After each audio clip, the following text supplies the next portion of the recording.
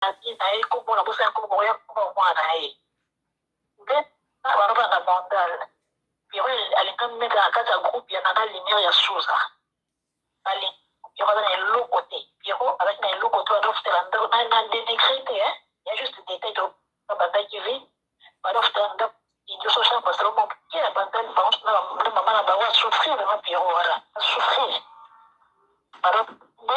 badofutela chambre basalo si je me trompe soki histoire juste banda baleki na ye ye tazalaki mocourage alobima epeluka mama na bango baleki na ye nayekolinga ye mbeta na kati ya groupe nanga lumière mbeta wana donc Pierrot ye na ndako mama biso obotanga baolinga ye tabi ayesa mama na mbeta abi mama biyaya naona Pierrot aza rentiré abi wakola jour Pierrot vani asekiti so avandi onoloba naotate asekiti avandi si yekongo bazee mitorisi kaka onso batolinga te parole ka Pierrot ya avant tonomona yango soki abwinako nokisa niveau tina se boki botoya Pierrot mosalingi mobandi baokontinue mpona botami Pierrot tiomona kosima ngo ambongo toyebi te akizidi tanda se retrouve comme na voiture abisusu mbeta amosi ya niveau na ye te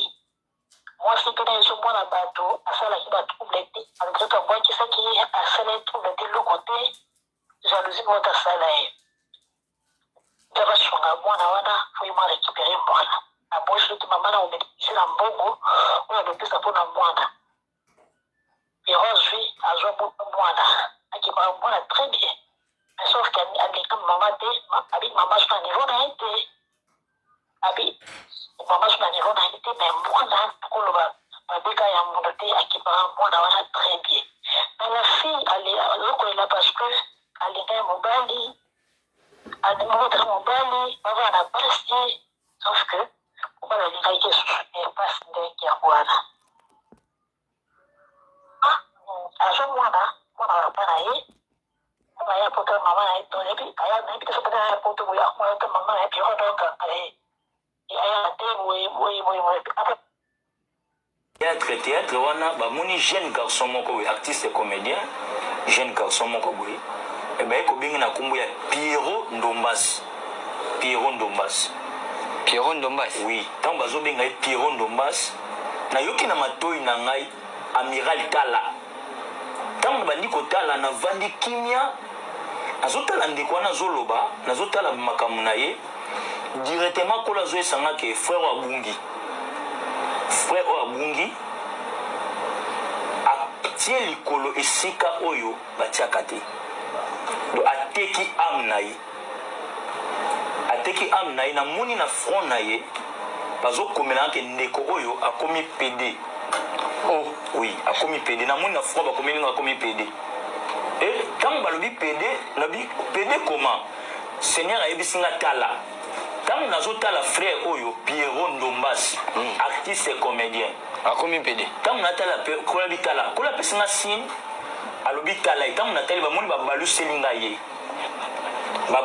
nga ye bapesi nga derrière na ye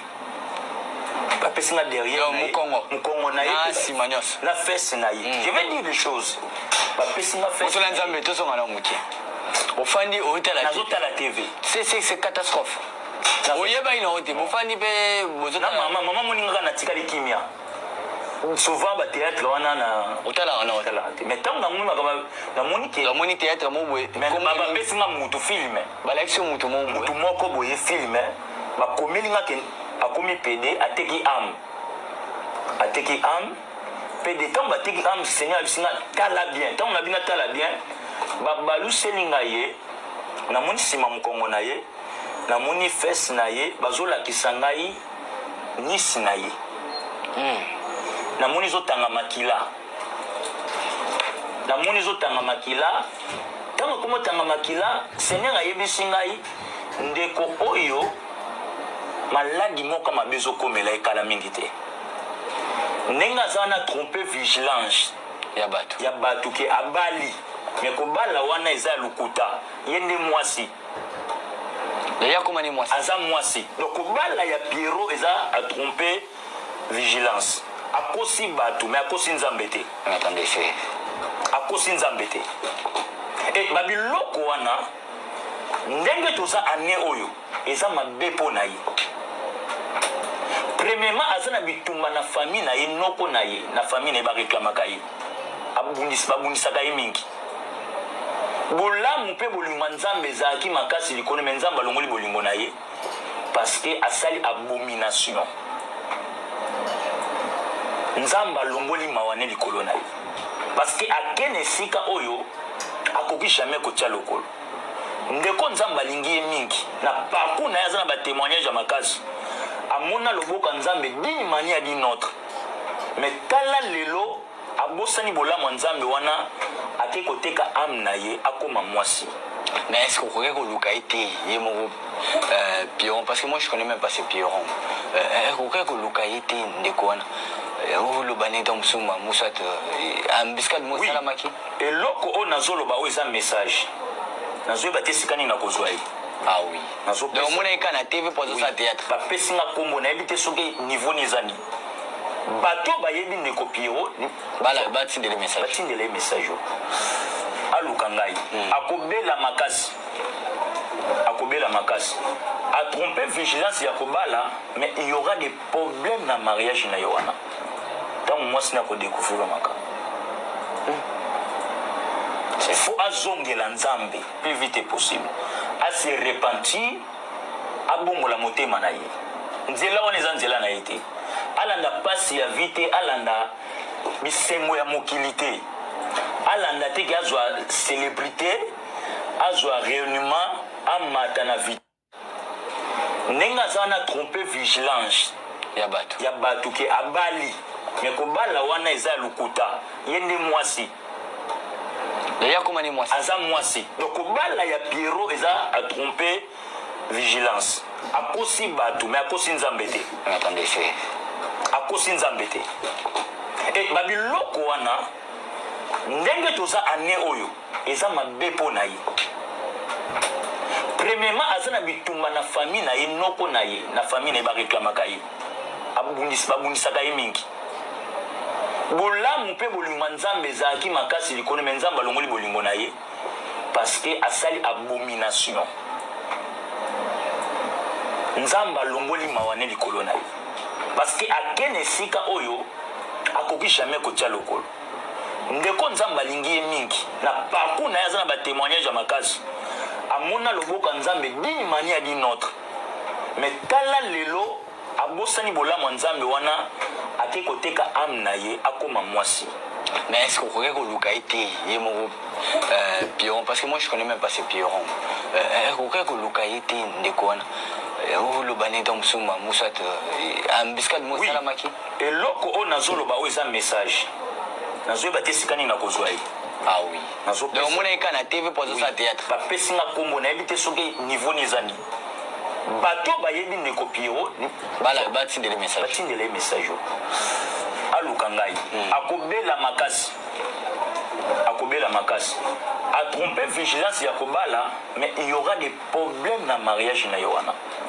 Tant moi sina ko découvrir maka. Il faut azongela nzambe plus vite possible. A se repentir abongola motema na ye. Nzela wana eza nzela na ye te.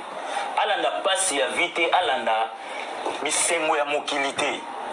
Alanda te ki azwa célébrité azwa réunion amata na vitesse oyo eza vitesse te mais mikolo na mokili ekotika mokili.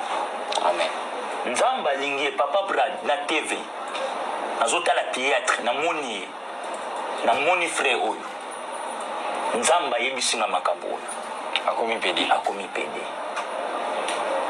pe na sima na ye akobebisa bato ebele eloko kola tininga na yebisa ye parce que namoni abebisi bato ebele il va initier beaucoup de gens